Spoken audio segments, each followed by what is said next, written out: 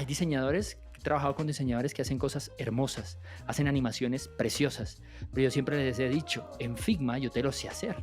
En Figma yo trazo una línea, ahí me da un botón que dice prototyping, le pongo prototyping, clic no sé qué, le das correr y te hace la línea un efecto así maravilloso. Pero, pero como no tienes los conocimientos de dev o no te ponen los zapatos del desarrollador, tú no sabes qué tan complejo puede llegar a ser que esa línea se mueva de un lado al otro y suba como tú lo quieres. Lo que te gastó a ti en Figma, media hora en desarrollo puede gastar hasta un día completo investigando cómo se hace porque nunca lo he hecho, etcétera, etcétera. Hola, ¿qué tal amigos de The UX Rebels? Bienvenidos a este nuevo episodio de esta tercera temporada. Hoy tenemos un episodio muy especial. Tenemos un episodio con Sergio Ruiz, mejor conocido como Ceruda. Él es ingeniero en sistemas de profesión y es un obsesionado del diseño o del pixel perfect. En este episodio platicamos sobre su rol como UX Engineer. También nos cuenta cuál ha sido su camino al desarrollo cuando empezó de forma autodidacta realizando frontend, aprendiendo en videos en YouTube. Él nos cuenta, empezó con HTML, CSS, JavaScript, y también cómo después de esto empezó a involucrarse con el diseño desde una forma muy natural. En el episodio él nos los cuenta, él es un obsesionado del diseño y nos cuenta cómo él buscaba llevar ese desarrollo, ese frontend a un segundo nivel. También platicamos sobre cómo deberían relacionarse diseño y development, estas dos disciplinas, y la perspectiva de las herramientas que están construyendo, cómo hacer, digamos, que estos handoff o kickoff más sencillos, y también, evidentemente, el propósito que hay de generar contenido y por qué lo hace, porque genera un contenido muy valioso para desarrolladores junior que entran al desarrollo. Así que, sin más ni más, vamos a este episodio, y recuerden, somos muy rebels. The UX Rebels, un podcast para los que no creen en el status quo, para los que no aceptan su entorno y creen que pueden mejorarlo con diseño. Somos Rebels.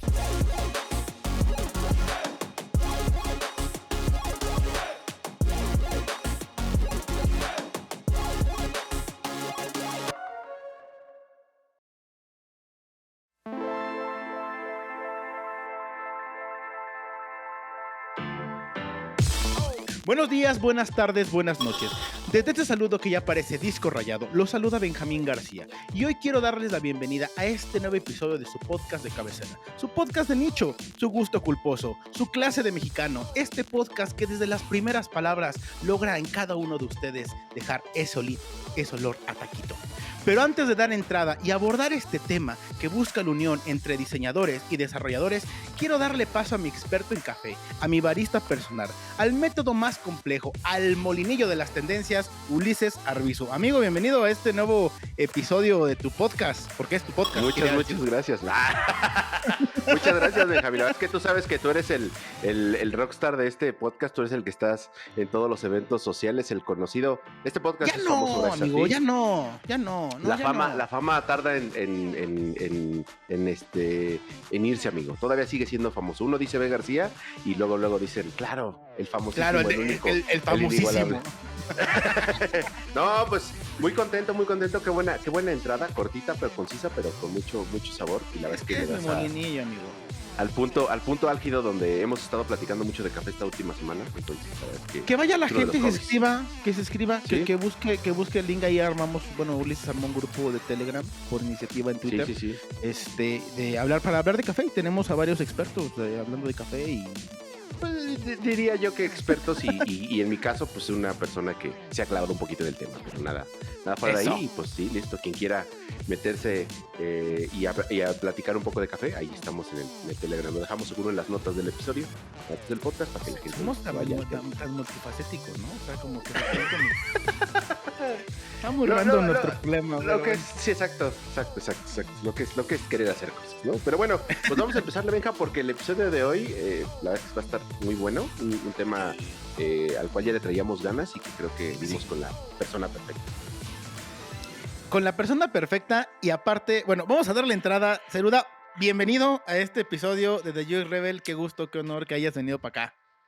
Muchas gracias, la verdad, invitación de Ulises y Benja, muchísimas gracias, es un placer estar acá y bueno, aquí andamos.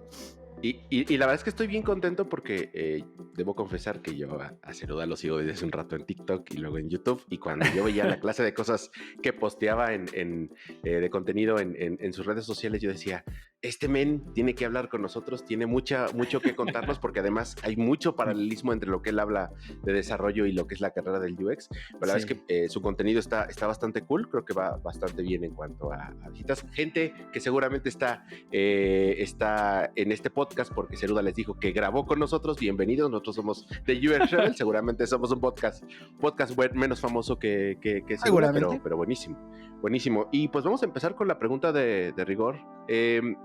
Esta pregunta que siempre hacemos, ¿qué te hace rebel? Wow. Creo que dos cosas en particular. La primera es, soy obsesionado a que las cosas se hagan bien. Es decir, no sé, me fastidia cuando las cosas no cuadran en su lugar. Ustedes se dan cuenta, mi escritorio, bueno, si estuvieran aquí verían mi escritorio, tengo el lapicito de este lado, tengo aquí esto puesto. Si este botoncito me lo mueven de este lado, ya me empieza a generar un poquito de fastidio visual. Ese es uno de los primeros aspectos, como que, y llevando esto a mi vida profesional, pues es gracias a esa obsesión que he podido conseguir muy buenas oportunidades en la vida. Porque como que la gente con la que trabajo ve esa obsesión del lado del trabajo como algo positivo, algo que dice, wow, necesitamos una persona con esa obsesión para que nuestro producto sea lo más pulcro posible. Y otro aspecto que podría decir que me considera hace ser rebel es, soy muy de la justicia, ¿no? Me gusta que las cosas sean justas. Puede ser familia mía, puede ser mi esposa, puede ser mi mejor amigo, pero si estamos en una discusión entre varias personas y yo siento que no tiene la razón, pues lo haré saber, ¿no? Bueno, conozco personas, más que todo mi familia, por ser familia, esa es la tendencia, ¿no? Por ser familia, así tú le hayas pegado a un niño porque sí, tengo que defenderte porque eres mi sobrino, y eso yo no lo apoyo. Entonces, esa justicia y esa sinceridad, a veces un poco podría malinterpretarse como la grosería, pero nunca lo hago desde ese punto en realidad. Lo hago porque a veces no tengo filtros y tengo que decir las cosas como son. Entonces sí, creo que esas son las tres cosas. Mi obsesión por la perfección, que las cosas se hagan bien, la justicia, que haya justicia entre todos, y la sinceridad, ante todo. Qué chingón esa parte, y me gustó mucho porque tienes toda la razón, ¿no? O sea, a veces anteponemos como este tema de cariño, ¿no? Donde hay un tema familiar. Claro. Y eso nos lleva a ser parte de un lado y no necesariamente pues estar del lado medio de decir, bueno, ¿no? ¿Quién tiene la razón o cuál es la forma correcta? Qué chingón. A ver, yo me identifico mucho contigo en el aspecto, y la gente lo sabe, yo vengo también del palo de development. O sea, yo inicié con development y después pasé a frontend, y ahí empecé mi carrera hasta que por azares del destino, ¿no? Llegué hasta al primer polo, ¿no? Que era la investigación y la estrategia. En tu caso, y ahorita lo vamos a ir desmenuzando, tú también, ¿no? Le metes al diseño, pero tú vienes también de development, sí, y vienes de frontend. Cuéntanos cómo fue esa historia, cuéntanos cómo al final tus inicios como desarrollador y cuál ha sido tu camino, digamos, que dentro del mundo de desarrollo, que poco a poco te ha ido llevando, ¿no? al mundo del diseño, trabajar con diseñadores. Perfecto. Es una historia interesante porque yo soy ingeniero de profesión, yo soy ingeniero de sistemas. Sinceramente, escogí la carrera por el mismo cliché de muchos. Era muy aficionado a los videojuegos, gastaba horas a los videojuegos y yo decía, yo quiero hacer ese puto videojuego.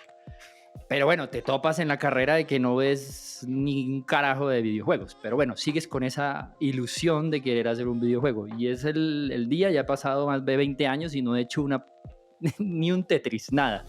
Pero bueno, entonces entré a ingeniería de sistemas también porque no tenía muchas opciones. Por cuestiones económicas, pues no me podía dar el lujo de escoger carreras en Alemania o algo así bien especializado. Entonces era lo que había en el pueblo, ¿no? En Santa Marta, mi ciudad.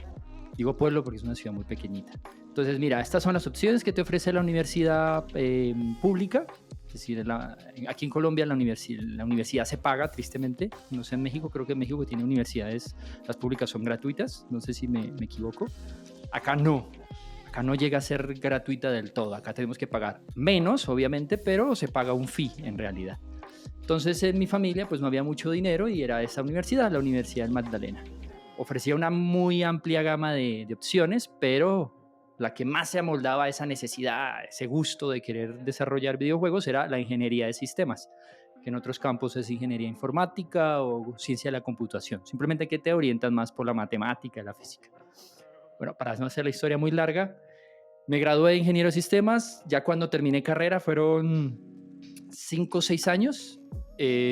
Aún así no estaba seguro de lo que estaba estudiando. Todavía estaba yo orientándome por otras ramas. No era lo que me gustaba, me dio muy duro las matemáticas, me dio muy duro la física, pero siempre tuve esa curiosidad de crear.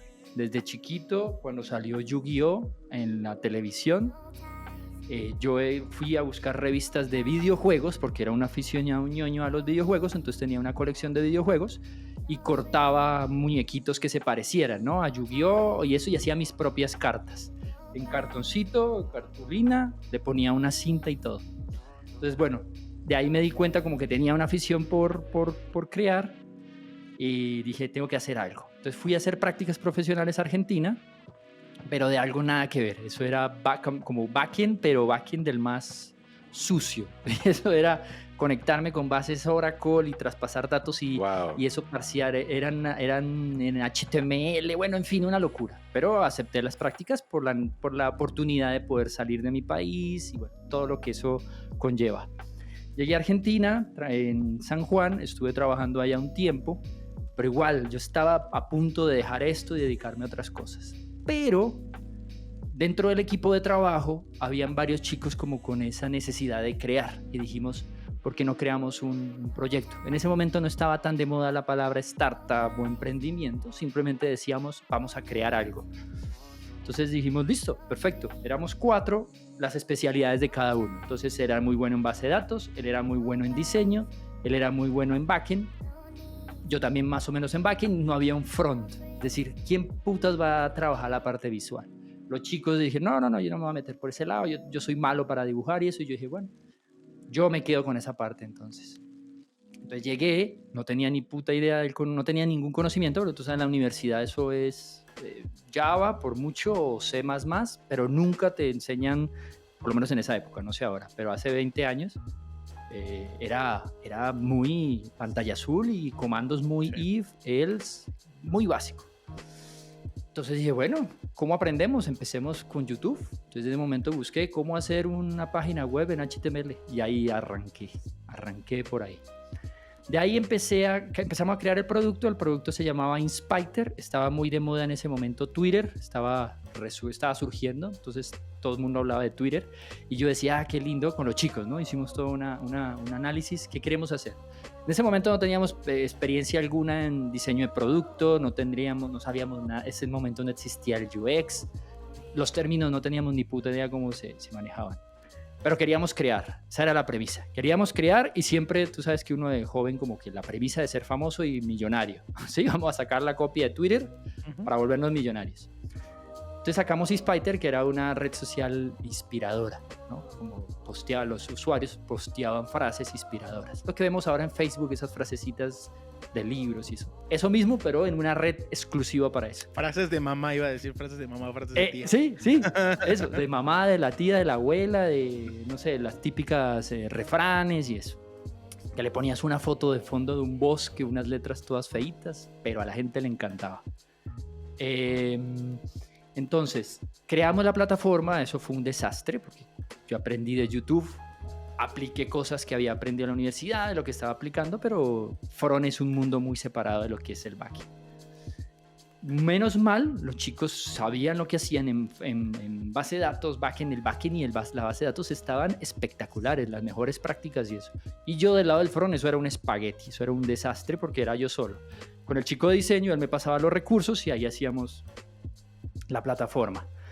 Bueno, para resumirles, la plataforma salió, la lanzamos, me siento muy orgulloso de pasar el primer producto, pues tú cliqueabas y todo, era una red social, seguías, no dejabas de seguir, etcétera, creabas perfiles y subías.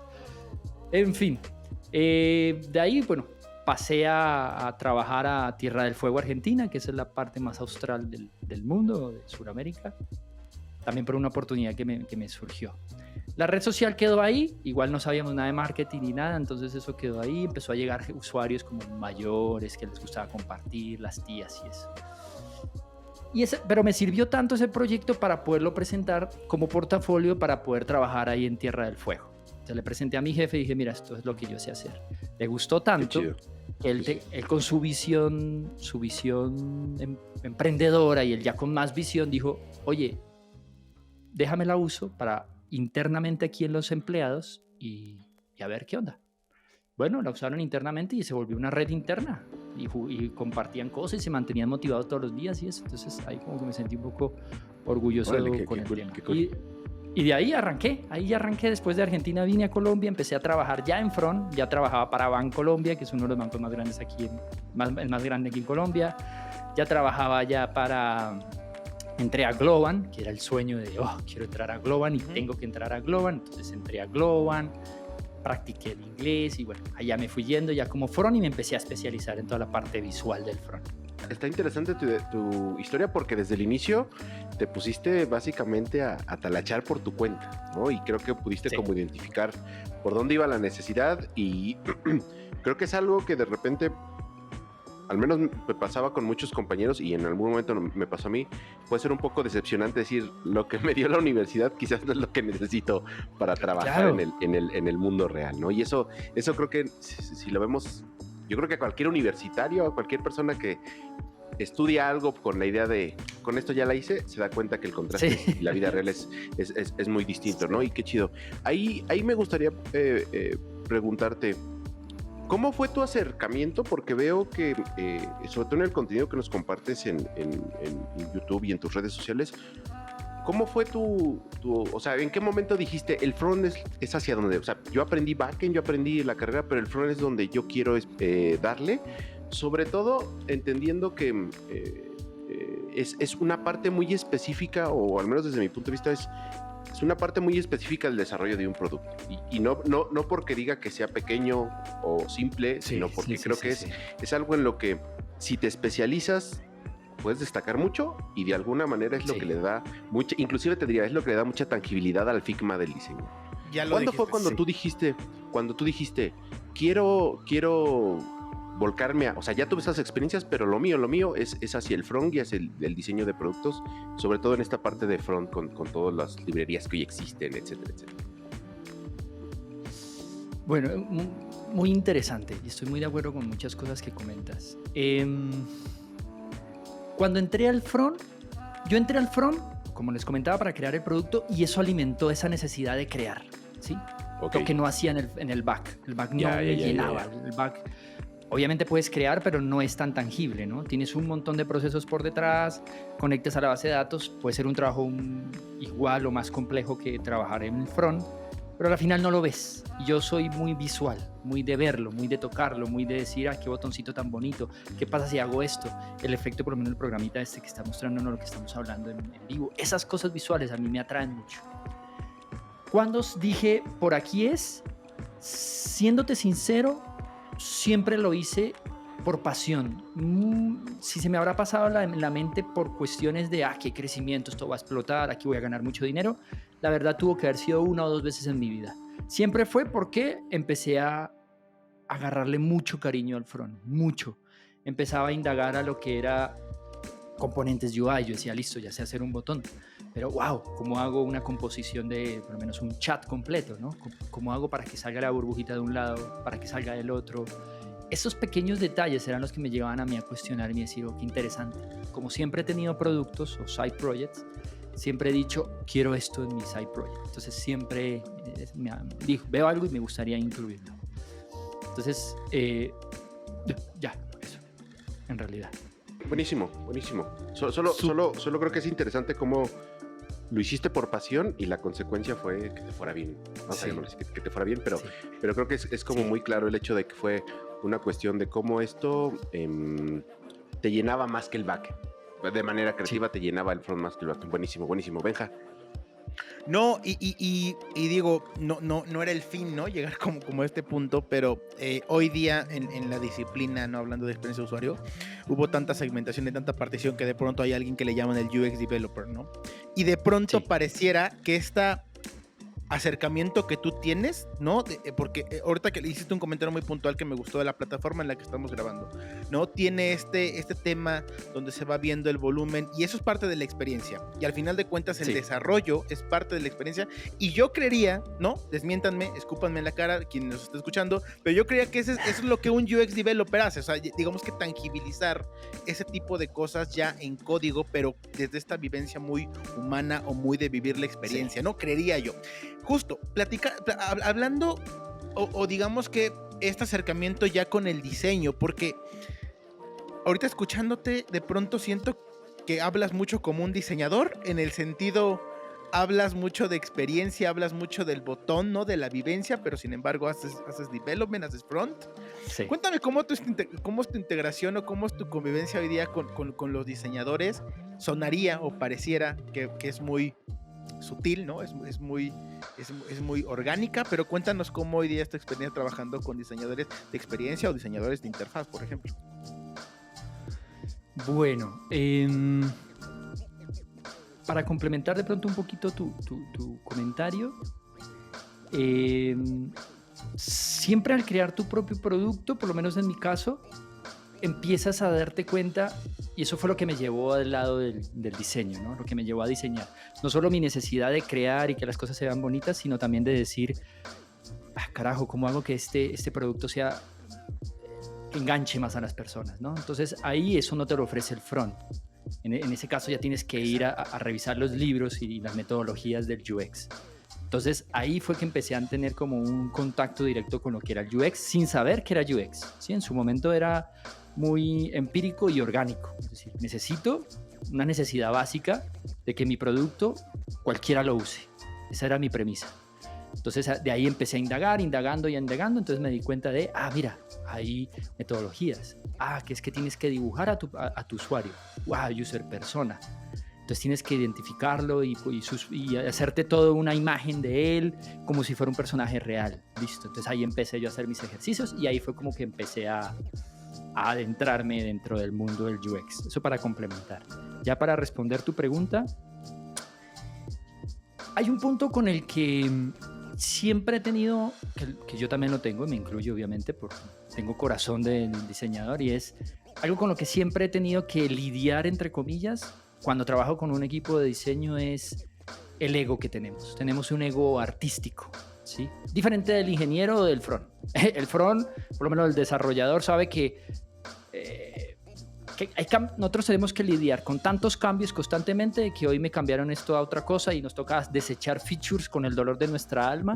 Nos dice el product manager, no, este feature no sale porque el cliente a la final no lo pidió, un ejemplo. Te duele el corazón, pero lo desechas y adelante. Del lado del diseño es más difícil, ¿no? Porque como que te encariñas con la pieza, le gastas horas a que se vea perfecto, no solo visualmente, sino que el UX, haces la investigación, aplicas todos los insights de la investigación de usuario, etcétera, para que llega tu líder y te dice, no, este feature se corta porque al final el cliente nos dimos cuenta que no lo necesitaba.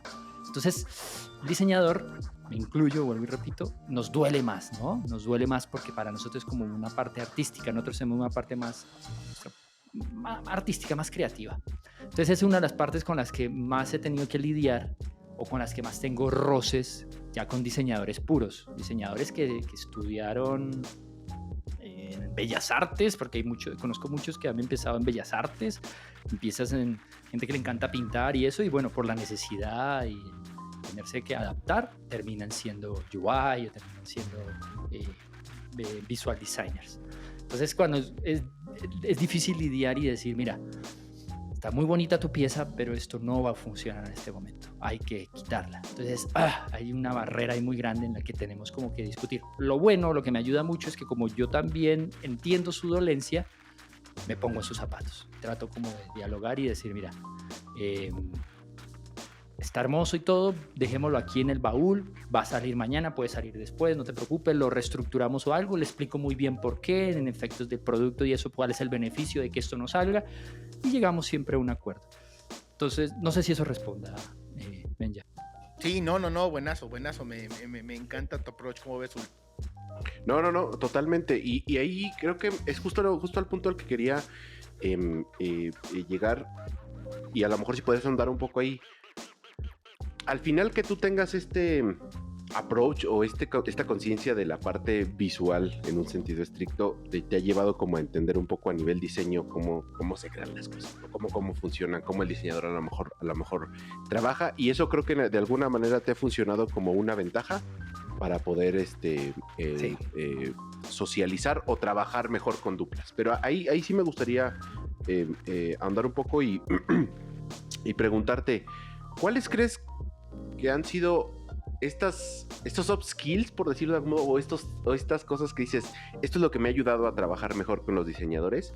Y hasta qué punto también ha sido todo, cuáles son los retos que has tenido cuando, y lo entiendo porque como diseñador cuesta trabajo, pero a veces hay que aceptar que hay que bajarle 2 rayitas a tu ego, pero sí. ¿Cuáles han sido estas cosas que dices, esto me ha funcionado siempre para empatizar con los diseñadores, y cuáles han sido los retos mayores que has encontrado con los diseñadores? Sobre todo porque, vamos a verlo así, de alguna manera tú te traslapas un poco con su entendimiento y pueden sentirse un poco amenazados de, híjole, este bro sí le sabe y no me lo puedo, como decimos en México, chamaquear tan sencillo, ¿no? Sí, me ha pasado mucho y mucho dice, pero tú sabes diseñar, me dicen. Y yo, sí, yo he diseñado, es más, hace 1 año, 2 años fui Head of Design en una startup, algo impensable, es decir, obviamente ahí es donde me tocó profundizar mucho más en el UX, pero ahí me di cuenta de que, bueno, el UX no es para mí, porque carece de lo que les comentaba al principio, del crear.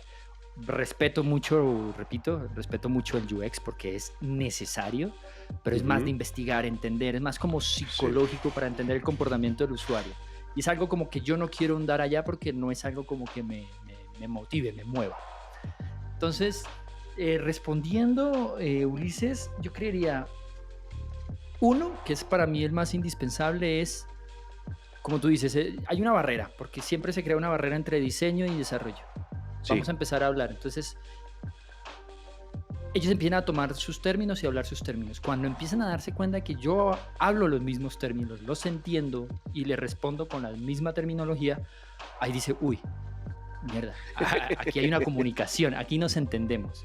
Entonces eso me ha servido muchísimo, porque en ese momento ya entro en el equipo de diseño, ya dejo de ser developer, me pongo la camiseta de diseñador y nos sentamos ya como diseñador. Entonces eso me ha ayudado mucho a integrarme con los equipos de diseño. Es más, en los últimos 3 startups que he estado, siempre, sin mentirles, entro porque veo la oferta o me escriben para que entre como un front-end engineer, porque tú ves mi LinkedIn, por todo lado va a decir que soy desarrollador. Entro como front-end engineer y en el camino se van dando cuenta de que tengo conocimientos en diseño y que puedo hacer un puente entre el equipo de front y el equipo de diseño. Entonces termino siendo ese puente. Decir, no, Sergio, incluyan a Sergio en esta reunión porque él nos ayudará a entender cosas del diseño y se la puede traducir al equipo de front. Entonces, esa ha sido la primera. Poder hablar el mismo idioma, el lenguaje con el equipo de diseño. Otras soft skills,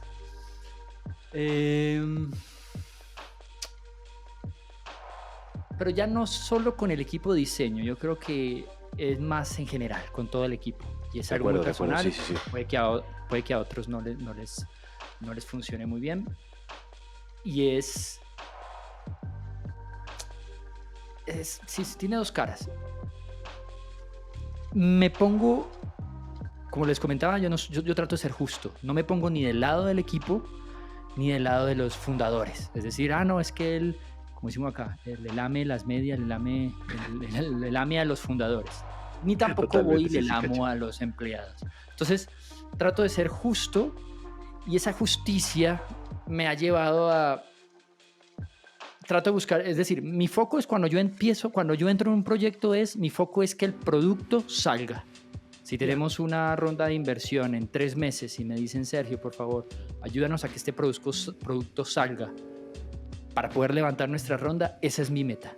Entonces, nunca voy a estar en contra ni de los founders, ni de los empleados, pero dentro de eso siempre voy a abogar porque el producto salga bien. Y ahí en el camino lo que pasa es que me empiezo a topar con problemas, porque conecto con otro de mis aspectos personales, y es la obsesión porque las cosas se vean bien. Entonces, si yo veo que alguien del equipo no hace que las cosas se hagan bien, y eso pisa mi trabajo, porque digamos, del equipo de diseño hicieron las vistas muy bonitas, que eso siempre lo he peleado, porque visualmente se ve muy bello, pero si tú vas al Figma y ves las capas no tienen nombre, no tienen orientación a nada, no hay componentes, están cosas sueltas. Entonces, claro, tú le muestras eso a tu cliente, al founder, y el founder lo va a ver hermoso, porque él no entiende las bases de Figma. Cuando tú me pasas eso a mí, yo tengo que traducir eso en una anatomía del UI para transformar ese componente a algo del front. Entonces, ahí, ese podríamos decir que es un soft skill, y trato de abogar 100% porque el producto salga de maravilla. Así me tenga que discutir, entre comillas, con los miembros del equipo o con los mismos founders. Claramente muchas veces los founders generan presiones innecesarias, porque sí tenemos que salir en 3 meses, pero somos 2. Entonces tienes que ser un poquito objetivo y decir, 2 personas no te van a sacar un Figma. Vamos a crear un Figma 2 personas. De acuerdo. Eso no va a pasar en 3 meses porque necesitas una ronda. Entonces yo trato de estar siempre en la mitad lidiando con... Tampoco darle toda la razón a los founders, pero tratar de entender desde un punto objetivo su posición y la de mi equipo, y ahí tratar como de lidiar. Y eso me ha ayudado muchísimo en estas 3 últimas startups, porque mi voz como que tiene importancia, y empiezan a agregarme en reuniones que yo no debería estar. Un front-end engineer no debería estar en esta reunión, pero empiezan a agregar en unas reuniones en las que dicen, no, Sergio nos puede servir acá para que nos ayude a entender un poquito del mundo del desarrollo y el mundo del diseño. Oye, Sergio, está genial, porque creo que es un soft skill que se valora mucho una vez que lo tienes, pero la gente es poco consciente que cuando eres puente te tienes que volver este negociador, este eje neutral un poco, como lo estás describiendo, y esto aplica... Para el front, como es tu caso, que quiere ser un puente con diseño y a lo mejor con la parte del negocio, como para el diseñador que quiere ser un puente entre negociar con tecnología y con diseño, pero buenísimo. La verdad es que me gusta mucho este enfoque, porque es un soft skill que ahí cualquiera que quiera entender cómo ir más allá del rollo, pues tiene que desarrollar, ¿no, Benja? Total, y perdón, Sergio, yo te voy a poner un poquito en aprietos. Porque, no importa. Y te voy a explicar por qué un poquito en aprietos. Dale. Yo te entiendo, y es algo que lo hemos platicado. A mí me funcionó en su momento incluso poder hoy día poder dirigir equipos de UX, UI y development. Me ha ayudado mucho que tengo el conocimiento de ambos mundos, ¿no? Y eso también. Uh-huh. Pero no necesariamente los equipos o los developers, incluso cuando lo platicas siempre hablamos los mundos del development, ¿no? O sea, de development y por acá diseño. Realmente, sí. Si lo ponemos en un sentido estricto, ambos equipos construyen una experiencia, pero sí hay como esta polarización, y lo mencionabas como incluso en el tipo de mente. Más allá del proceso, más allá de definir nombres de capas, más allá de hacer kickoffs, ¿no? ¿Cómo le hacemos? O desde tu experiencia más bien, ¿no? Desde tu experiencia, ¿cómo has vivido esta cuestión donde a lo mejor tú cuando ves una investigación que te entregan researchers, UXers, ¿no? Te entregan esta información, la comprendes bien y sabes para dónde va el producto, ¿no? Tú la comprendes bien, sí. Pero no necesariamente los developers entienden perfectamente bien esa perspectiva. Total. De decir, a mí dame mi Figma, dame mi sketch y yo o sea, como... ¿Qué recomendación, no? ¿O cuál es la perspectiva, a lo mejor, y viceversa? ¿Cuál es la perspectiva del developer y cuál es la perspectiva que te va a tener el diseñador en cuestión del proceso? ¿Dónde los involucramos? ¿Cómo los involucramos? Porque entiendo que a lo mejor no les tienes que explicar toda la investigación para que se enamoren del producto y el usuario, ¿no? Pero hay una línea muy delgada entre solamente querer recibir ese Figma, ese documento, o a que vivan cuáles son la finalidad y el objetivo de un producto digital. Cuéntanos ahí. ¿Qué tips tienes? O sea, Sí. ¿cómo lo has vivido tú más o menos esa parte? Sí. Es algo por lo que siempre he luchado y yo no he podido entender por qué el mundo del desarrollo, bueno, sí lo entiendo, pero en la raíz, ¿no? ¿Por qué el mundo del desarrollo y el mundo del diseño están tan separados, ¿no? Lo entiendo porque obviamente el mundo del diseño es enorme, estamos hablando de diseño digital, y el diseño, el desarrollo es enorme. Entonces, una persona que tenga todos los conocimientos de ambos mundos, yo creo que no existe, ¿no? Es decir, no hay alguien que sepa hacer UX de maravilla, research,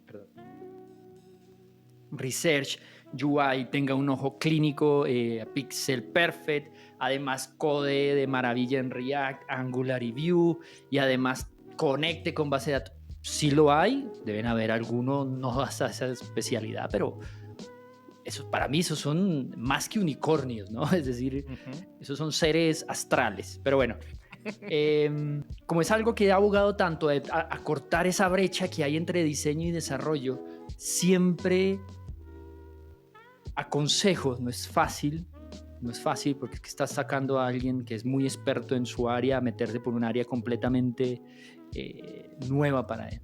Pero yo siempre aconsejo para un desarrollador, si quiere ir más allá de su posición actual, es decir, puedes ser un senior front-end engineer, pero de ahí para allá ya no hay más, puedes llegar a ser arquitecto y todo, pero terminará siendo muy bueno en tecnología, muy bueno en arquitectura, muy bueno en...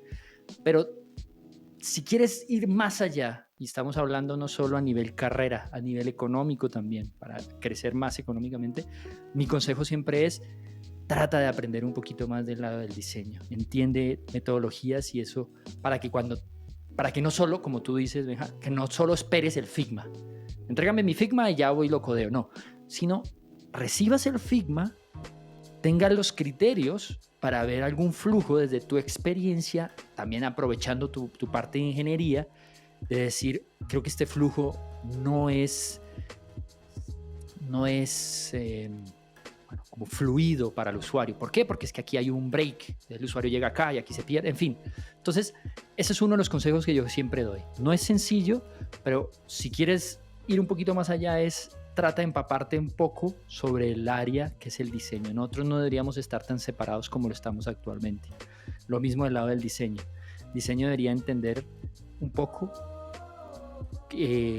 no tanto la parte que es que HTML y CSS, porque que esos son sintaxis, ¿no? Lo que tú necesitas aprender es más las bases del desarrollo, la lógica, que es lo que yo siempre peleo, conectando con la pregunta anterior de lidiar con aspectos del diseño, y hay diseñadores, he trabajado con diseñadores que hacen cosas hermosas, hacen animaciones preciosas, pero yo siempre les he dicho, en Figma yo te lo sé hacer. En Figma yo trazo una línea, ahí me da un botón que dice prototyping, le pongo prototyping, clic no sé qué, le das correr y te hace la línea un efecto así maravilloso.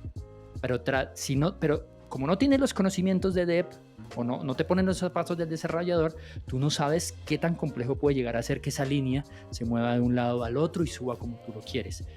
Lo que te gastó a ti en Figma, media hora en desarrollo puede gastar hasta un día completo investigando cómo se hace, porque nunca lo he hecho, etcétera, etcétera. Entonces, en resumen es eso. Sí, siempre en lo posible es empaparme del área de diseño siendo desarrollador, y el diseñador empaparse un poco del área de desarrollador para entender las bases, y ahí la comunicación sería muchísimo más fluida, estaríamos hablando casi un mismo idioma. Súper chingón. Digo, me encanta porque tú lo pintas muy bien, ¿no? O sea, ¿cuántas veces nos ha pasado que, como dices, el Figma, y a lo mejor en el Figma o en el prototipo es un botón, pero entre esa interacción hay una consulta, por ejemplo, una API, ¿no? Y esa API, esa detección, ¿no? De la respuesta del API puede tener incluso un microproceso que si tú de diseño no lo evaluaste, no lo viste, a lo mejor te lleva a que haya limitantes, y creo que ahí es la importancia, a lo mejor no presentarles el diseño, sino decirles, mira, aquí va a haber esta interacción del registro, diseño, oye, ¿qué pasa en tu área de desarrollo en este proceso? Para que tú incluso lo puedas prever o lo puedas a lo mejor limitar. ¿Qué chingona respuesta? Me interesaba mucho escuchar tu punto. ¿Cómo ves tú, Miul, que hoy día también tratas con desarrollos? No, creo que Das mucho en el punto clave, ¿no? De salir de tu área de conocimiento y de confort en cierto punto. Ahí me gustaría hacerte una pregunta que me acaba de surgir, porque yo te llamaría como que eres un front que quiso aprender de diseño, que dijo, vamos a dominar esta otra área. Sí. ¿Te has encontrado con diseñadores, o vamos a verlo así, has convertido a diseñadores que se interesen más por el front, que de alguna manera digan, híjole, no tenía ni idea, pero creo que esta parte me llama mucho, al menos, si no de que se vuelvan 100% fronts, que sí tengan un entendimiento muy claro y que digan, Ceruda, gracias, me abriste los ojos, me has ampliado la mirada en cuanto al entendimiento que tengo de mi trabajo? A ver, directamente no. Es decir, no recuerdo un caso que directamente... Obviamente hemos tenido charlas con diseñadores Sí. y les he dicho estos beneficios de tenerlo. Les queda la idea dando vueltas en la cabeza, pero el día de hoy no sé si lo indagaron o no. Puedo decirte un caso que me sucedió hace poco de la empresa en la que estoy, en una startup mexicana, se llama Eva, el Head of Design. Un saludo aquí a Andrés Gutiérrez, un genio. Indirectamente, y él me corregirá si estoy en lo correcto o no. Al visualizar mi posición dentro de Eva, porque mi posición dentro de Eva es un poco extraña, es decir, como les decía, entré como front-end engineer, estoy liderando ahora el design system, también hago puente del equipo de diseño y desarrollo, entonces no sé, cuando me preguntan qué hago en Eva, no sé mi cargo, ¿sí me entiendes? Y él, su cargo es Head of Product, él es el líder del equipo de producto, de diseño. Entonces, él a ver cómo me muevo entre varias ramas, como que me ha preguntado varias veces, joda, Sergio, me encantaría empezar a estudiar desarrollo. Estuvimos en un encuentro justamente en México el mes pasado, lo conocí en persona por primera vez y estábamos comiendo y él me hizo ese comentario y me dijo, una eminencia, es decir, él es el Head of Product y él tiene un perfil brutal en UX, la forma de expresarse es maravillosa, la voz del locutor, lo admiro muchísimo en muchos aspectos. Se sentó y me dijo, Sergio, me gustaría empezar a aprender front, ¿por dónde empiezo? ¿Qué me recomiendas? Y tuvimos una charla como de media hora, 40 minutos, dándole tips de cómo empezar. Entonces, no directamente me han dicho, ven, te hago un pad de cómo deberías entrar en front, pero sí como que indirectamente me preguntan, Sergio, me gustaría tener un perfil parecido al tuyo. Buenazo, súper cool, porque creo que eso es, ahí se ve cómo has inspirado a la gente o cómo la gente se ha dado cuenta del valor que tiene el tener yo lo llamaría como estas áreas híbridas, ¿no? Donde tienes un core, pero sin embargo puedes empaparte de otras áreas que ayudan a fortalecer ese propio conocimiento del core, ¿no, Benja? Exacto. Sí, no, correcto. Me encanta. La verdad es que, híjole, es un tema que me apasiona un montón, la verdad, es hablar de esta cuestión, porque es difícil llevar, ¿no? Como esa importancia a los developers, lo que nos lleva a la siguiente pregunta. ¿Cuál crees que sea justamente ya el papel del desarrollador, ¿no? En la cadena de valor para entregar justamente este servicio de producto digital? Y creo que va alineado con lo mismo, ¿no? Porque no es el entregable, o sea, no es el entregable, digamos, que el desarrollo per se, sino como lo platicábamos, si lo ponemos dentro de una cadena de valor, bueno, pues es ya el tangibilizar, ¿no? Todo, pero ¿cuál es el valor? ¿Tú cómo lo ves? ¿Es nada más? O a lo mejor sí, a lo mejor es el puro entregable o es el todo. Sobre todo, y déjame hacer este paréntesis, Sergio, porque de repente como diseñadores nos encanta decir, es que yo veo por los usuarios, yo hago la experiencia, bla, bla, y al final es, sí, mano, pero pues no van a tocar ni tu Miro, ni tu ni tu mural, ni van a tocar tu Figma, van a tocar lo que está en código y lo que manda básicamente el servidor al dispositivo, que es lo que es el código, ¿no? Entonces para mí es como, ¿cuál crees tú que es el papel en esta cadena de valor para decir, pues también somos el lente de la experiencia, lo tangibilizamos? ¿Qué opinas ahí? Ahí igual voy a ser muy justo, ¿no? Sin UX, UI, no habría un buen frontend. Es decir, el frontend puede crear aplicaciones, claramente porque tiene las herramientas. ¿Y de qué se basa? Si no tiene conocimientos en diseño UX y eso, ¿en qué se basa? En patrones ya conocidos. Va a ir a referirse a quiero hacer un Google Drive. Pues, ¿qué va a hacer él desde su experiencia? Él no va a hacer toda una investigación de usuario, él no va a recorrer, a entender desde raíz cómo es que nosotros cognitivamente arrastramos No, él va a Google Drive y se copia y hará una copia de Google Drive. Entonces, para mí, el mérito de un buen producto radica en un muy buen proceso UX, UI. ¿Sí? Entonces, ¿cuál es el papel? Es como ustedes lo decían. Para mí ese es. El papel es... El equipo de producto se gastó días, semanas hablando de un producto bien hecho, ¿no? Sí. De investigación, hicieron user testing, hicieron las reuniones con usuarios, etcétera, etcétera. Sacaron unos insights, se quedaron hasta el amanecer, hicieron un motor de propuestas, en fin, iteraron muchísimo. Ya tenemos una primera versión. Eso está supremamente pulido, cada flujo está bien definido. La tarea ahí del developer del front, para que este producto salga, digamos, entre comillas, perfecto, es hacerlo tangible, como decía Benja. Parece obvio, pero ese es el trabajo en ese momento del front. Hacerlo tangible, respetando y poniéndose en los zapatos del diseñador que gastó horas y semanas en su investigación. Por eso yo siempre trato de respetar el 99.9% de lo que el producto me entrega a mí para poderlo traducir en front.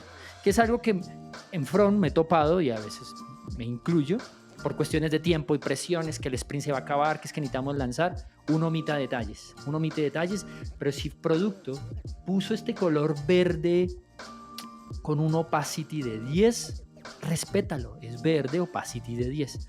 Porque si se hizo muy bien la investigación, él se dio cuenta con teorías de contraste de que eso resalta los textos y entonces hace que me llame más la atención visualmente, etcétera, etcétera. Entonces no por flojera o pereza voy a decir, voy a ponerle un opacity, ni siquiera le mueve el opacity, no después lo arreglamos. Sí, exacto, sí. Eso. Entonces, para mí, en ese punto, front es el encargado de llevar toda esa investigación y toda esa creación, llevémosla en este caso artística, porque para mí es un arte, toda la investigación. Tú sabes mentalmente el esfuerzo que te genera a ti ponerte en los zapatos del usuario, que no es fácil. No es fácil ponerse en los zapatos del usuario. Hay muchos que conocí, muchos en el equipo de producto, en otros productos que teníamos. Había uno como una competencia de Cabify. Los diseñadores o el equipo de producto tomaban el servicio. Tomaban el servicio de Cabify, se iban y vivían el día a día. Le preguntaban, eso para mí es un arte. Un arte, porque no es solo vivirlo. Bueno, sí, es que así... No, es tratar de entender al usuario cómo el conductor usa la aplicación, de qué manera la usa, que si le doy clic acá, que el botón, ¿por qué el botón es grande mientras conduces? Uno dice, ese botón está extremadamente grande. No, eso es grande porque estás conduciendo, entonces él tiene que poder zampar el dedo lo más rápido posible para tomar el pedido, qué sé yo. Entonces, para resumir, front en ese punto, su tarea es respetar el trabajo de producto, así sea un 99.9%, y hacerlo tangible, hacerlo de transformar sus ideas y toda su investigación en un producto real. Aplausos. No, buenísimo. Nada más. Aplausos. No, está genial. Me gusta mucho tu enfoque porque creo que, como dijiste, fuiste justo y le diste a cada uno el peso que debe, y al final yo lo vería así, el producto es la colaboración de muchísimas áreas y muchísimas personas, como para decir que alguien llegue y se ponga la medallita de yo lo hice, yo tengo la experiencia, yo la controlo totalmente. Y en ese sentido, Sergio, vamos a hablar un poco me gustaría saber tu opinión, y es justo algo que en esta semana Benjamín y yo hemos estado platicando sobre herramientas del diseño, el boom que ha habido de que Figma quiere Adobe, que si XD, que si Sketch, que si por ahí Penpot de repente está tomando. A mí la pregunta en cuanto a las herramientas es, ¿cómo has percibido que de alguna manera estas herramientas que están enfocadas hacia diseñadores de interfaz, por decirlo de algún modo, están tratando también de cubrir este gap para que la chamba o el trabajo del desarrollador sea más sencilla, ¿no? ¿Tú cómo has percibido, si por ahí nos quieres decir cuál es la herramienta favorita que has usado para este tipo de cosas, pero ¿cómo has sentido que estas herramientas están tratando de cubrir este gap? Y mi pregunta sería, porque es algo que realmente desconozco, si has visto que algunas herramientas de desarrollo están tratando de cubrir este gap, tratando a lo mejor de hacer las cosas más fáciles para ser un interlocutor con el diseñador. Ahí, ¿cuál es tu opinión? Wow, es supremamente interesante. Yo he trabajado con las tres, con XD cuando surgió, sinceramente cuando surgió, Okay. entonces supongo que ahora debe tener una cantidad de features que desconozco. Sketch fue mi primera herramienta porque en ese momento no existía Figma, alcancé a pagarlo y todo, esa era mi herramienta de trabajo. Bueno, yo migré de Photoshop hace muchos años, que era la única que existía para hacer UI. De Photoshop conocí Sketch y eso fue una maravilla, me enamoré a primera vista, eso era el boom. Después surge Figma, después surge XD, creo que salió primero XD que Figma. Entonces me migré a XD, pero carecía de algunas features y pum, nace la belleza de Figma. Desde que conocí Figma me casé. Tuve una barrera de cambiar de Sketch a Figma porque es que ya había trabajado un año largo con Sketch y viste esa barrera que uno genera, que sabes, la vocecita interna te dice, haga el intento, hágalo, pero uno dice, no te niegues, va a estar bueno, no te niegues, va a estar bueno, ver los comentarios de la gente, una maravilla, que no sé qué, pero todo el mundo resaltaba, no, es que puedes en Figma trabajar en tiempo real con tu equipo. Pues yo trabajaba solo en mis productos, ¿para qué carajos quiero Figma? Pero es que no sabías por debajo las bellezas que tenía. Bueno, no recuerdo ni cómo fue la migración a Figma, un día lo usé y me enamoré. Dejé a Sketch, es como cuando conoces a una chica nueva y dejaste a tu novia tirada y te fuiste con ella cegado y te vale verga lo que esté haciendo ella, ¿no? Tú te enamoraste. Así fue con Figma. Figma lo está haciendo muy bien. Vuelvo y repito, no sé cómo esté en el estado en el que esté Sketch o SD, entonces no me voy a meter en ese campo. Pero en Figma se siente en la atmósfera, se siente en su UI, se siente en su naming, se siente en su arquitectura de que hay un equipo de diseño y desarrollo juntos tomando decisiones para lanzar el próximo feature. Eso es clarísimo. Cada feature, los últimos, no recuerdo, creo que fueron los props, puedes ver los props de los elementos anidados de un componente. Eso para mí es fantástico. Cambiaron naming, antes le llamaban variantes, no sé si estoy equivocado, ahora le llaman propiedades, siempre se han llamado componentes, mientras que en Sketch creo que eran instancias. Símbolos, instancias, me parece. Símbolos, eso, símbolos. Eso no tiene nada que ver. En desarrollo siempre hemos hablado de componentes UI. ¿Por qué carajos le vas a llamar símbolos? ¿Sí me entiendes? Figma fue más inteligente y dijo, vamos a tratar de hablar el mismo idioma. Pues en desarrollo se habla componentes, pues enseñemos a los developers que estos son componentes. Estos son instancias de componentes. Y nosotros hablamos de una... Sí, instancia es un término de programación orientada a objetos. Entonces, perfecto. Vienen las variantes, vienen las propiedades, vienen el true y el false. Eso en diseño no lo habíamos visto. Era el sí o el no, ahora ya creo que ahí está el switch, que tú dices hay una propiedad que es el switch, pero por debajo eso se traduce en un true o false. Y en desarrollo nosotros manejamos que es el true o el false. Entonces ya Figma se ha encargado de ir acortando ese gap que hay entre el equipo de diseño y desarrollo. Creo que cuando Dylan, el cofundador, anunció de que Adobe compró Figma, fue un dolor. Es más, yo puteé a Dylan, ni me respondería, me ignoraría. Pero lo puteé en Twitter, le mandé un tweet y le dije, Dylan, deja de hablar caca, vendiste tu alma. Así le escribí, por ahí está el tweet. Ese lo habrá ignorado porque yo para él seré una hormiguita. Pero bueno, en fin, en uno de esos tweets creo que él dice, claro, porque le llegó mucho hate, es que es una noticia, muy fuerte, muy fuerte. Y lo peor es que yo tengo un video en el canal en el que hice la investigación y la historia del UI, y ahí en la investigación toco el tema cuando nace Figma. Y estudiándolo e investigando, él escribió un artículo de que él quería crear Figma para matar de una u otra manera Photoshop. Él quería hacer el Photoshop en la nube, pero con la premisa de querer matar Photoshop. Entonces, claro, te enteras de que le vendes el alma a Adobe, que era tu misión inicial, y como que, bueno, no puedo criticarlo mucho porque igual te meten 20, no sé cuánto le metieron, un montón de dólares en el bolsillo, y bueno, como dicen por acá, por la plata baila el perro, y no sabemos. Esperemos que con esta compra y eso, la esencia de Figma no cambie. Se siga respetando eso, se siga respetando que es un producto ajeno a Adobe. No creo, yo creo que va a estar en Creative Cloud, va a estar entre la lista y vamos a tener que pagar la mensualidad de eso. Estoy segurísimo. Y va a tener Pero bueno, integración con DreamWorks. Eso. Va a tener integración, va a tener voy a poder exportar cosas desde Photoshop, en fin, se va a volver, es decir, ahorita estaba aislado, ahora con la compra de Adobe va a salirle un montón de patas conectadas a Illustrator, conectadas, entonces eso va a ser, espero que no sea tan cochino, pero bueno. Entonces sí, Figma se ha encargado en los últimos features, que me han sorprendido los últimos features, cada vez más orientados a diseño. Ya me acordé para que iba a tocar el tema del tweet. Dylan, para calmar un poquito las aguas, de que, no sé si Dylan o el equipo de Figma, como estaban echando tanto hate, empezó a decir, no se preocupen chicos, Figma no va a cambiar su esencia, es más, estos serían los futuros features. Y entre esos menciona mucho lo que es el design, los design tokens, ¿sí? Que es algo que hemos estado hablando durante muchos años, hay artículos fantásticos, y esos design tokens son los que van a encargarse de que el gap se reduzca muchísimo, porque ya estaríamos hablando un mismo idioma, así como hablamos con el back, entre front y el back, hablamos en JSON, ¿sí?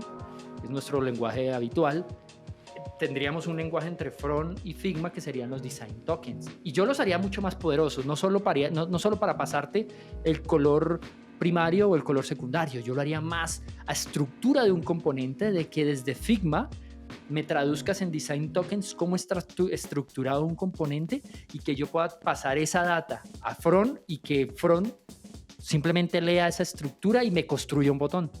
Entonces tú muevas algo en Figma y automáticamente por la API ese botón cambie. Para mí eso sería la panacea, para mí eso sería lo máximo. Ahí estaríamos al siguiente nivel, ¿no? Sin duda. Claro. No, está buenísimo y ahí me gustaría y un poco entender, porque yo este escenario lo asumo un poco. La verdad es que llevo un rato donde no tengo un contacto en el buen sentido directo con desarrollo en un sentido estricto de aventarle mis archivos y que desarrollo haga uso de ellos porque me toca estar como tras bambalinas en el design system. Pero a mí me gustaría entender, ¿tú sí crees que estas herramientas, más allá de, porque al final se nota que las sabes usar, que las has usado para diseñar, para asumear archivos desde una perspectiva más de diseño y además del desarrollador, ¿tú sí crees que estas herramientas están cubriendo el gap con los desarrolladores? O sea, un desarrollador debería de al menos tener el básico de Figma para poder entender y decir, güey, con esto vas a hacer más fácil tu chamba o tu trabajo, o pues funcionan, pero al final el desarrollador tiene que seguir haciendo su talache un poco por su cuenta. Ahí ¿cuál es tu perspectiva, tu experiencia? Sí, yo creería, si la herramienta está bien hecha, los developers no necesitan aprender mucho de Figma.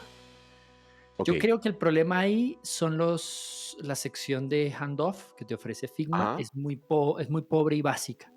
Ellos lo que hacen es traducir cada elemento a CSS básico. Entonces eso, proyectos, entre comillas, mal hechos, la gente, he visto desarrolladores que copian ese handoff y lo pegan. Y tal cual, y así quedó.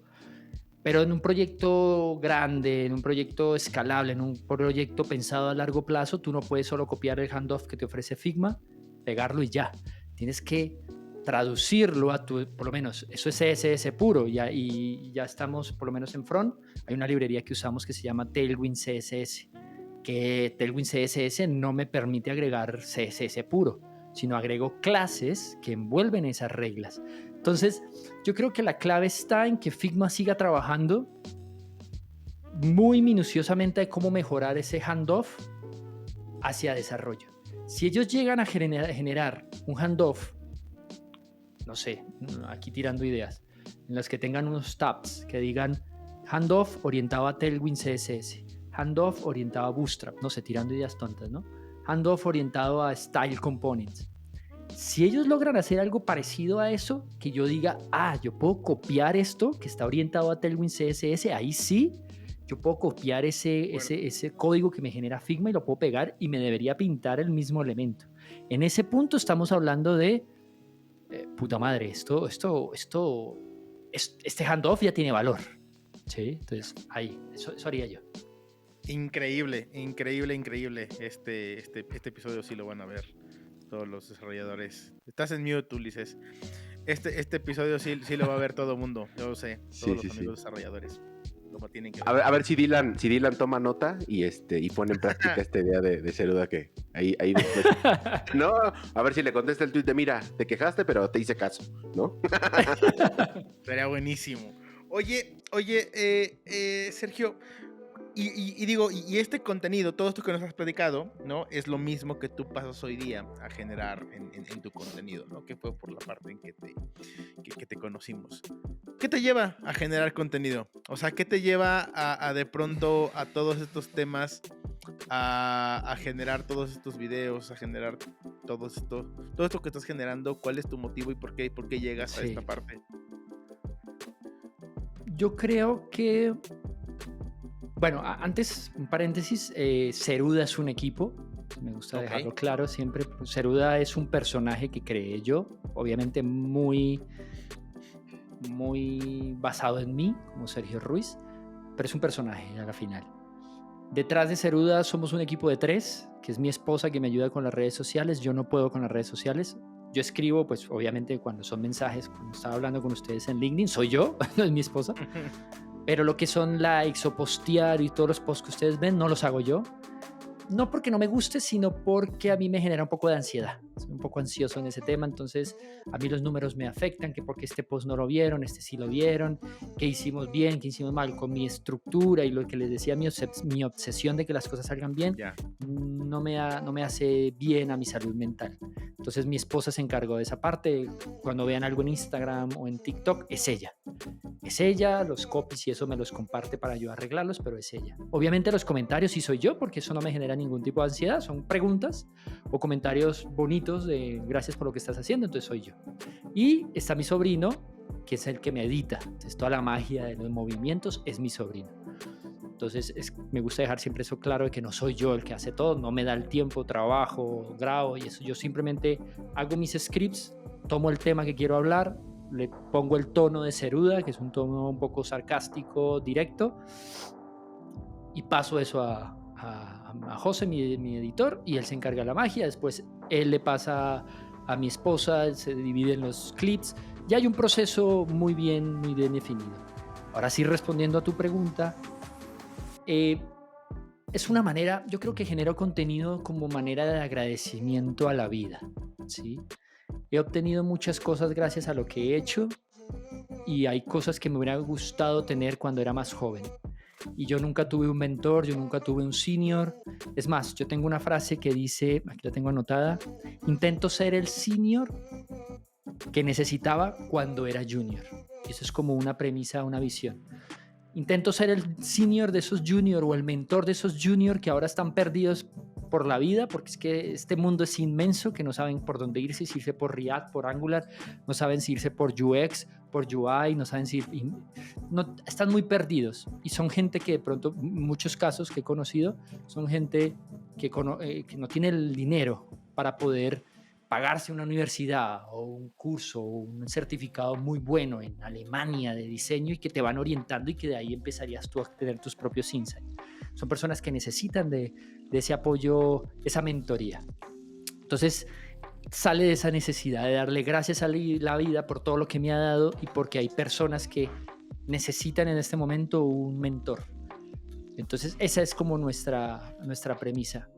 Y hay otra frase como que uso mucho y es: la misión de Ceruda es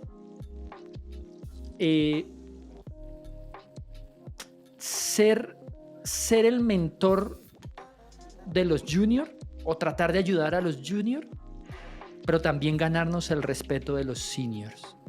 Eso también es lo que buscamos, porque no me gusta, y eso lo he visto, lo he grabado en varios videos y he tenido problemas por eso, por ser tan directo, y es: hay contenido, siento que el contenido en español, y lo he dicho varias veces y me han dado palo por eso, tengo mis argumentos, es muy blandito. Uso la palabra blandito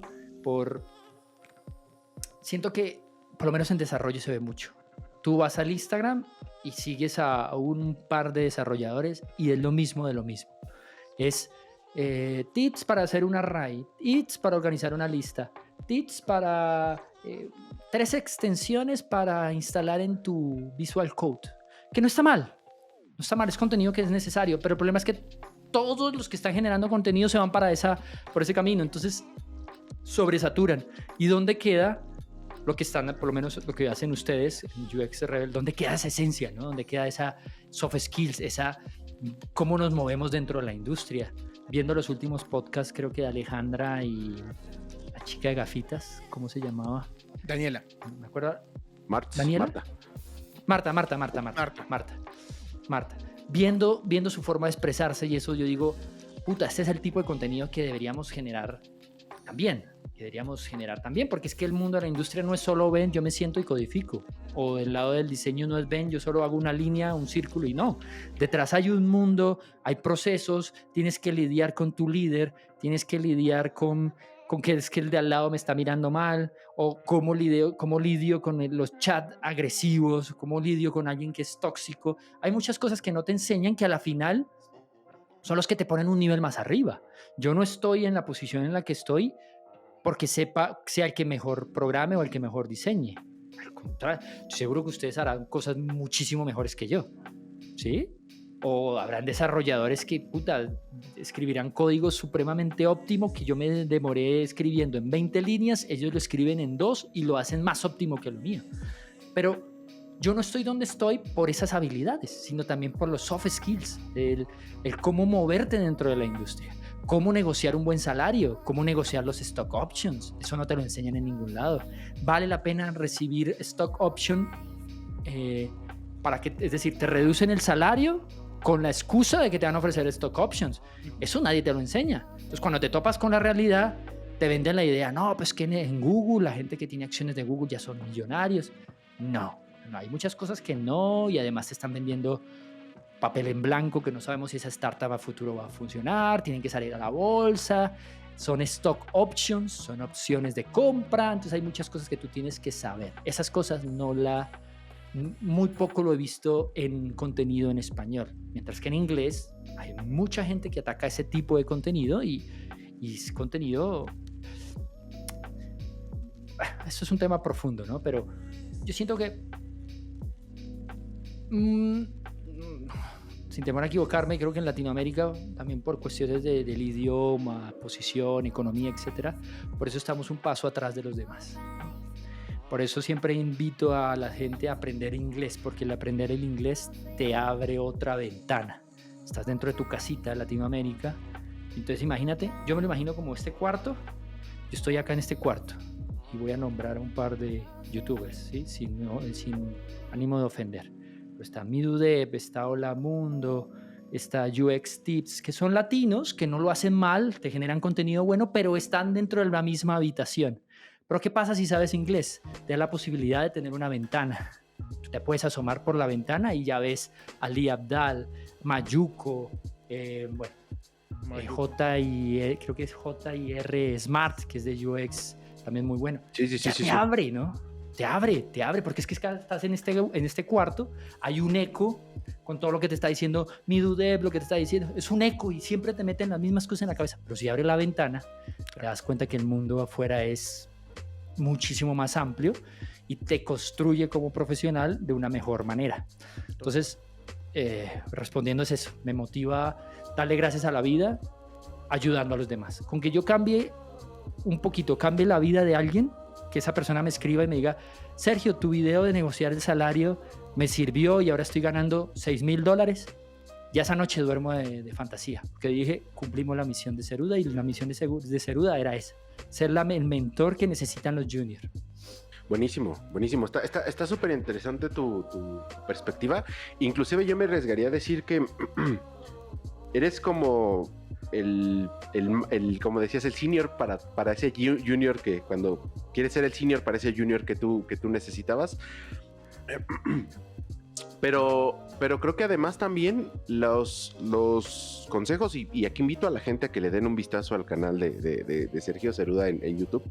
Creo que los consejos que das tienen muchos paralelismos y se pueden aplicar más allá del tema desarrollo, en un sentido de que justo hablas de soft skills y que creo que de alguna manera das este paraguas para la gente que quiere empezar, porque das consejos muy en este sentido de soft skill, no en el sentido técnico de cómo desarrollo, que creo que inclusive creo que lo podrías hacer bien, decir, ¿y cómo te explico en Figma cómo ver el archivo para desarrollo? ¿Cómo construyo paddings? Bla, bla, bla, que son temáticas que en cierto punto también se agradecen. Cualquiera de repente cuando quiere actualizarse busca en YouTube cómo se hacen los variantes de componentes en Figma, porque pues hace mucho que no lo hago y tengo que ver cómo funciona. Y yo lo hago para actualizarme, lo hago así. Exacto, pero ese tipo de contenido. Exacto, pero creo que también le das un punto de entrada a esa gente también más avanzada, o vamos a decirlo así, que ya lleva un rato, que ya lleva 2 años, 3 años, y es algo que de repente Benjamín y yo hemos platicado. Puedes atacar al entry level con cuestiones técnicas, pero también tienes que empezar a atacar, porque somos como comunidad, y lo veo como comunidad de desarrolladores y diseñadores, vamos creciendo, y entonces en unos años vas a empezar a tener gente que se quiere mover hacia manager, que quiere entender cuál es el career path que tiene que tener, que va a empezar a tener, bajo esta idea de que empieza esta exposición de Latinoamérica a las agencias gringas que no de a gratis vienen y se llevan el talento, a decir, ¿cómo negocio el talento? Oye, pues no es lo mismo cuando estuve en la startup en Latinoamérica y voy a negociar en pesos colombianos, mexicanos o de cualquier otro país, decir, oye, me están ofreciendo cosas en dólares, me están ofreciendo cosas que no tenía ni idea que podían ofrecerme, ¿cómo las sobrellevo, ¿no? Y que de alguna manera creo que podamos fungir, o en tu caso funges como esta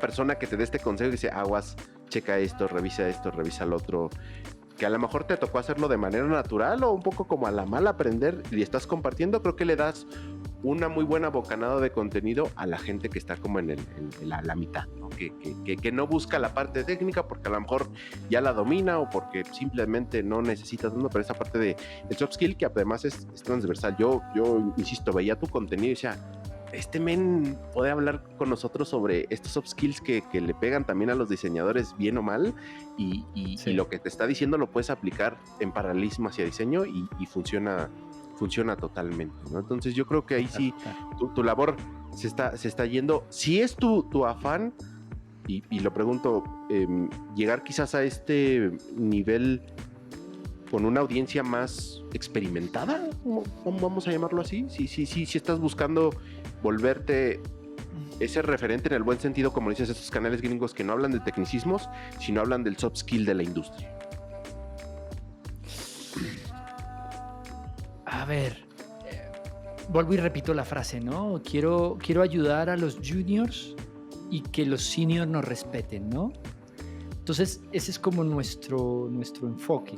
No quiero dejar a los juniors a un lado porque siento que podemos aportarle muchísimo a ellos, y creo que son ellos los que más lo necesitan. Porque si ya eres un senior dentro de la industria, ya tienes un estatus, ya tienes una experiencia, ya tienes un bagaje, ya hay cosas que te puedes tú mismo solventar.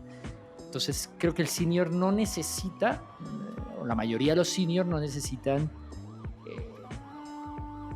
como una guía constante como la puede ofrecer Ceruda a los juniors. Pero claro, mi visión o mi misión es que en 2 años digan, Ceruda es un referente dentro de la industria, lo respetamos mucho con lo que dice, por eso trato de ser, y la he cagado varias veces, pero trato de cuando escribo mis scripts, trato de investigar muy bien los números y eso, porque tú sabes que en YouTube tú dices una cosa y queda grabado para siempre y dicen, no, este pelotudo que está diciendo no tiene puta idea de lo que está diciendo, esos números de dónde se la sacó. Entonces, y mi esposa me ayuda mucho a aterrizar, porque a veces yo quiero tirar el bombazo de decir, no, es que las fábricas de software no sirven, pero ella me aterriza y me dice, ojo que las fábricas de software son las que le están abriendo la puerta a los juniors, porque cogen a esos juniors, los fabrican y los dejan listos para ya trabajar a empresas mucho más grandes. Entonces no puedes ver solo la cara negativa de las fábricas de software, consultoras. Y yo digo, bueno, tienes razón. Entonces, sí, yo quiero no descuidar a los juniors porque creo que son los que más necesitan apoyo, y sentir que en 2 años uno de los juniors ya se convierte en un mid o un muy buen mid, y que me digan, no jodas, Ceruda, muchos de tu video los apliqué y me sirvieron muchísimo. Para mí eso es ganador. Sí. Total. Creo que ahorita vamos a la última pregunta, pero creo que compartimos y desmiento, Ulises, mucho Sí, de tu totalmente. misión. Nosotros lo hemos platicado. Y si lo pudiera, digamos, que poner una palabra, nosotros también buscamos algo similar, en el sentido de que Sí. nosotros difícilmente platicamos de la parte técnica, ¿no? Puede salir, pero al final de cuentas, desde la experiencia de las personas que vienen a platicar con nosotros, buscamos que estas personas que inician en la disciplina o que se inician, vean qué hay más allá y qué pasa cuando, digamos, que vas subiendo en tu carrera. Y muchos de los seniors, si los queremos llamar de esta forma, también encuentran familiaridad cuando vienen a platicar con nosotros, porque nosotros inclusive, ¿no? Nos toca decir, claro, eso a mí también ya me pasó, claro, ¿no? Entonces empiezas a encontrarte y se empieza a convertir como en una charla donde empiezas a aportar valor desde personas que a lo mejor están en la misma situación, hablando de los seniors, y los que están empezando encuentran valor desde la experiencia de los que están emitiendo. Buenísimo. Esto nos lleva Total. a la última pregunta, y siempre agradecemos aquí, Sergio, de verdad, qué placer, ¿no? Siempre, qué placer. No, un gustazo. La pasé muy bien. La pasé muy bien, acá. la verdad que sí. Muchas gracias. Y que se repita, y que se repita. Sí, y que se sí. repita. Las que sean. Última pregunta. Cuéntanos quiénes son esas 3 personas. Siempre la hablamos así, pero pueden ser desarrolladores o no, pueden ser diseñadores o no, pero quiénes son esas 3 personas que te han influido en tu carrera, o que te han influido para lo que hoy día estás haciendo en contenido, ¿no? O que han marcado algo en el Sergio que es hoy, y no solamente en la vida profesional, sino también puede ser en la vida personal. Cuéntanos quiénes serían. Creo que aquí voy a copiarme un poco de Marta. Creo que Marta dio esta misma respuesta, pero es que estoy de acuerdo con ella. Creo que fue Marta o Alejandra, no me acuerdo. Y es, no tengo 3 referentes que yo diga, puta, lo he aprendido de los 3. Aprendo de cada persona con la que me cruzo. Extraigo de cada momento y cada persona cosas buenas, cosas malas también se me pegarán, pero no las voy a nombrar aquí, ¿sí? No voy a nombrar a todos, pero sí, trato de ser muy abierto, y eso es como un consejo que siempre doy a estos momentos, cuando estamos aquí con alguien, estamos charlando, tratar de absorber lo bueno de cada uno. Yo puedo extraer algo bueno de Benia, algo bueno de Ulises, algo me puedo llevar. Entonces, ese siempre ha sido mi premisa. Hasta la persona que menos tú esperas aporta en tu vida, y ese pequeño aporte hace un inmenso impacto en tu vida. Entonces, yo absorbo de cada uno. Si tengo que nombrar a 3, nombraría a mi esposa primero que todo, porque para no hacer la historia muy larga, pero ella me ha apoyado en todas las locuras que he querido. Es decir, yo le digo, vamos a vender mañana calcetines, y mañana me ayuda a buscar páginas donde fabrican calcetines. Es que hemos pasado por restaurantes, alquilábamos habitaciones en Airbnb, hemos emprendido en productos digitales, tenemos un producto que se llama UI Guideline, fue con ella que lo construí. Ahora con el canal le dije, Rose, quiero abrir un canal. Entonces ella trata de aterrizarme, ¿no? Él me dice, bueno, ¿pero qué quieres? ¿Fama? ¿Dinero? Y dije, no, yo quiero... No me importa. Si nos ven 3 chabones, no importa. Soy feliz porque los 3 chabones son felices conmigo. Bueno, ya como que alineamos nuestros gustos. Entonces ella me dice, dale, yo te apoyo en lo que más pueda. Entonces ella es manager, ella es la community manager, etcétera. Entonces yo le agradezco mucho a ella porque me ha aterrizado mucho. Creo que estoy donde estoy también es por ella. Si no estuviera con ella no sabría dónde estaría, en verdad.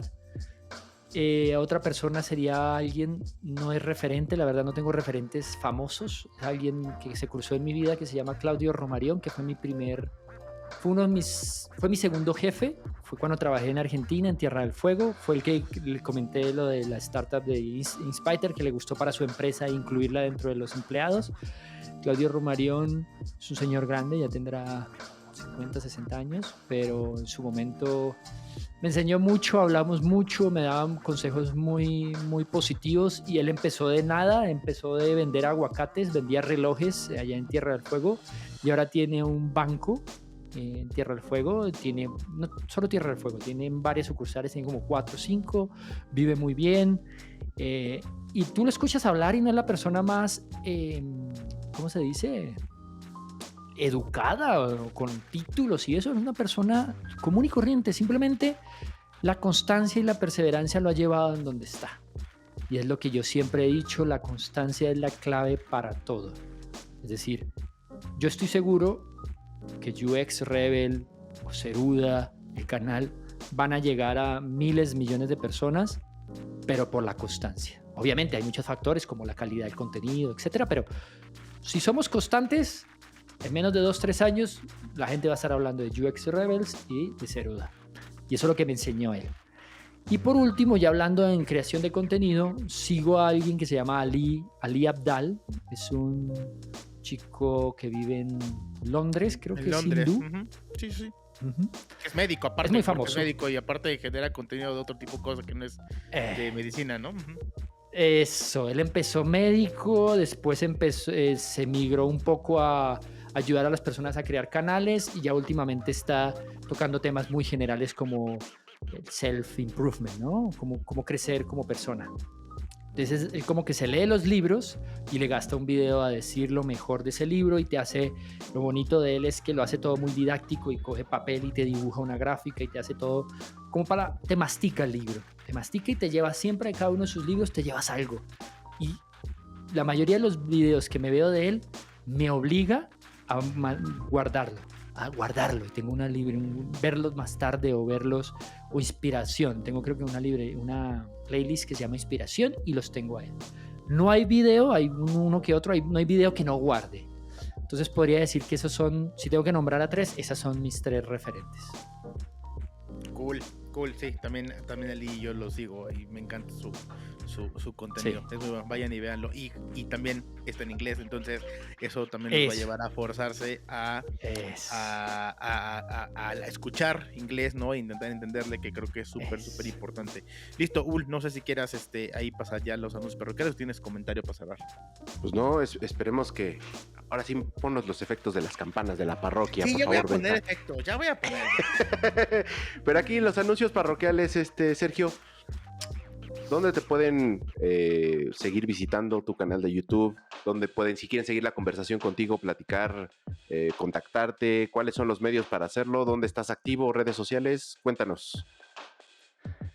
Es sencillo, porque también así como le hice una investigación ahí al UX, se podría decir, traté de buscar un usuario que pudiera yo encontrar fácilmente en cualquier red social. Por eso se llama Ceruda con doble D. ¿Por qué doble D? Porque no encontré el Ceruda con una D. Entonces tocó el Ceruda con doble D. Pero eso me facilitó a poderlo encontrar en cada red. Entonces me encuentran, estoy más activo bueno, graciosamente, ahí voy a hacer una anécdota rápida. Mi esposa me decía: Sergio, deberíamos hacer presencia en TikTok. Yo, pero es que TikTok es pura chica bailando, puro niñito. Yo, ¿qué vamos a hacer allá? Nos van a ignorar.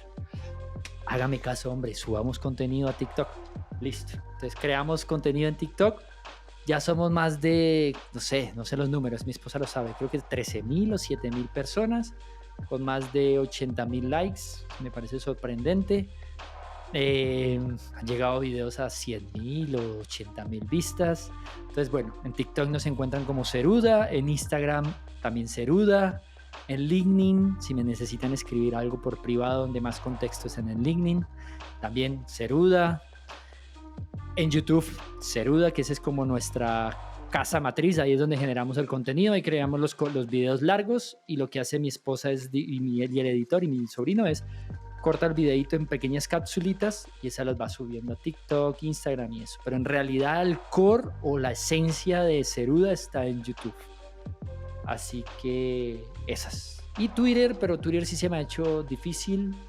me cuesta escribir una frase, me cuesta. Entonces, claro, no hay cero engagement, porque es que me cuesta compartir algún pensamiento ahí.